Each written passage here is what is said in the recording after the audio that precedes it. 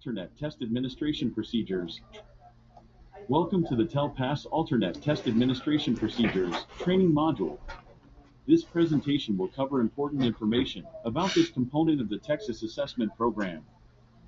This presentation is for any school personnel who may serve as a test administrator of TELPAS Alternate. It describes the qualifications to serve as a test administrator, addresses test security and confidentiality, and lists the steps for administering TELPAS Alternate. Note that this PowerPoint should not be used as the sole resource for test administrators. Training should include information from the Test Administrator Manual, as well as the District and Campus Coordinator resources. The Federal Every Student Succeeds Act, also known as ESSA, requires each state to administer an alternate English language proficiency assessment for emergent bilingual (EB) students with the most significant cognitive disabilities, who cannot participate in the state's general English language proficiency assessment, even with allowable accommodations. The Texas Education Agency worked with stakeholders to develop TELPAS Alternate. It is an assessment to evaluate students in grades 2 through 12 who receive special education services as identified in the Public Education Information Management System, who are identified as an EB student, and who are identified as having a most significant cognitive disability. This chart summarizes the training requirements for TELPAS Alternate. Take a moment to review the type of training needed for each group of educators. Note that the District and Campus Coordinator resources and calendar of events contain specific training requirements and due dates by role.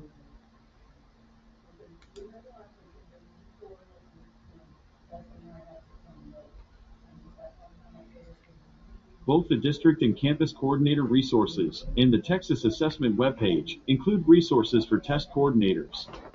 The Training Activities section in the DCCR includes information for district and campus testing coordinators, test administrators, and other testing personnel.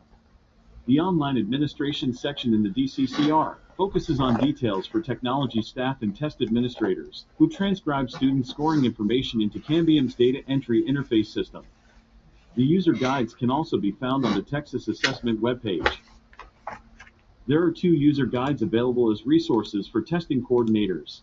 The Test Information Distribution Engine User Guide includes information on the user, student, and test management system. The Data Entry Interface User Guide includes information on the system used to enter students' ratings for TELPAS Alternate. Both of these guides can be found in the System User Guides section of the DCCR. All test administrators should read and become familiar with the entire TELPAS Alternate Test Administrator Manual. Use the link on the screen if you need to access the manual, which is found on the TELPAS Alternate Resources webpage.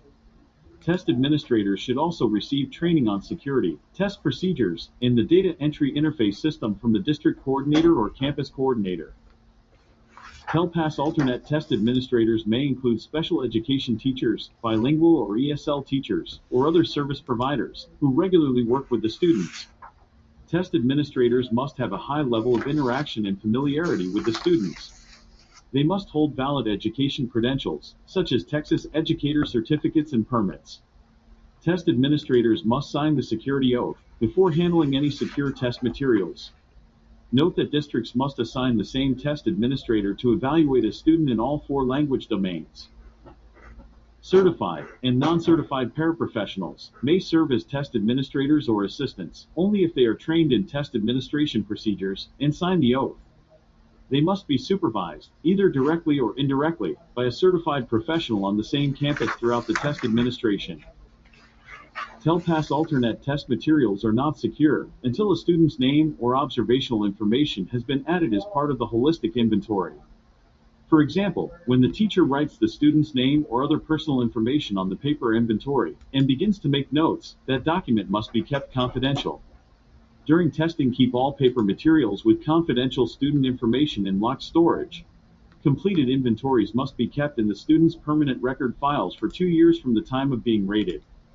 See the District and Campus Coordinator resources for more detailed test security information. Before administering TELPAS Alternate, read the entire TELPAS Alternate Test Administrator Manual. Contact your district or campus testing coordinator with any questions. Note that test administrators may have no notes or different types of notes from those shown.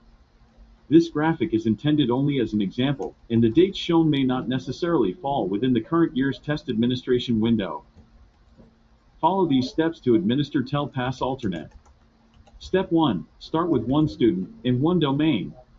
Step 2. Review each of the 10 observable behaviors for that domain, along with the 5 descriptions of student performance.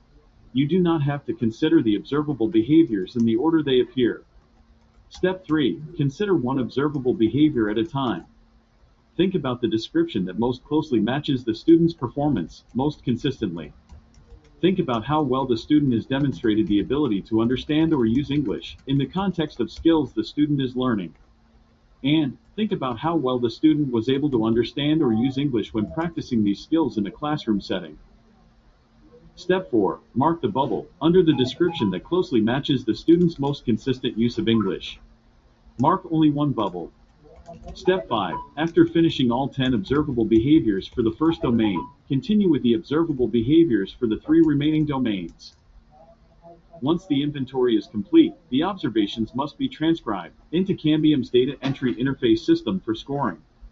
Students must be registered for the TELPAS Alternate administration in the system before observations can be transcribed.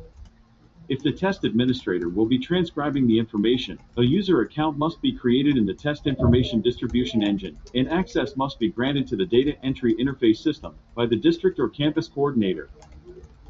The test administrator, or other designated testing personnel, will log into the data entry interface system and use the information from the student's holistic inventory.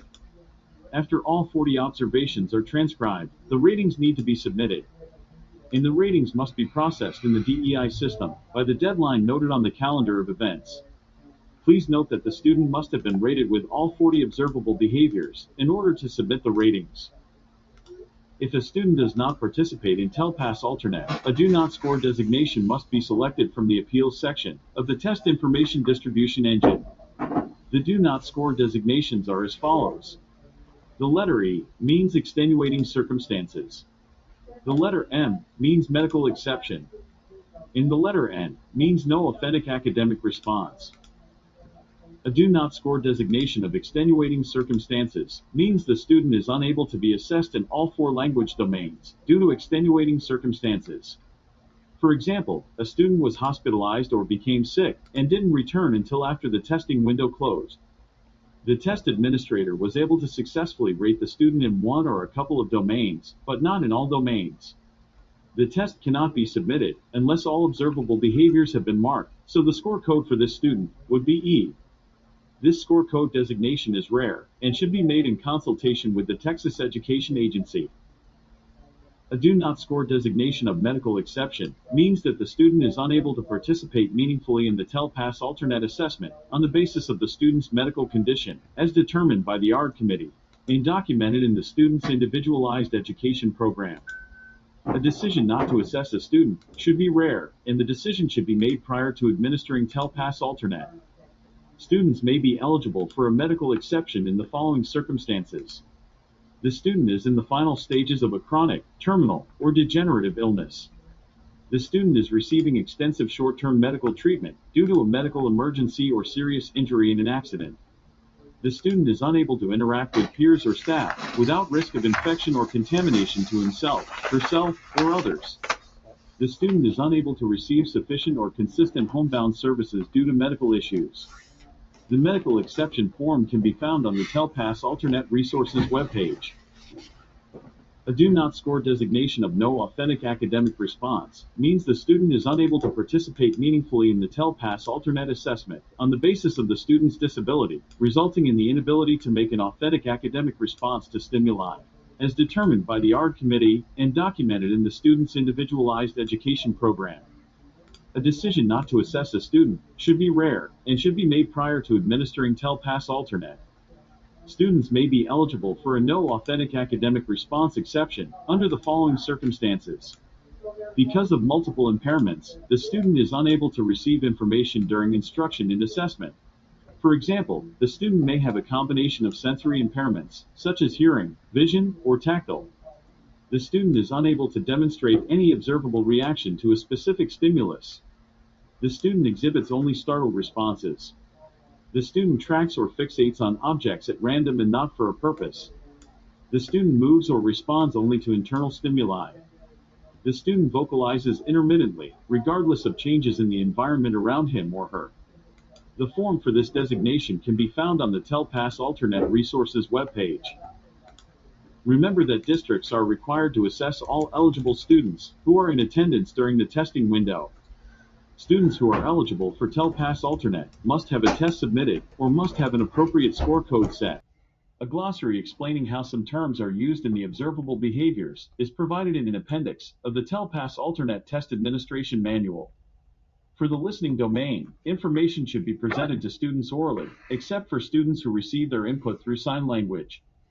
For the writing domain, students using augmentative and alternative communication as expressive communication must use symbols that are combined with printed letters or words, beginning with the early independence level.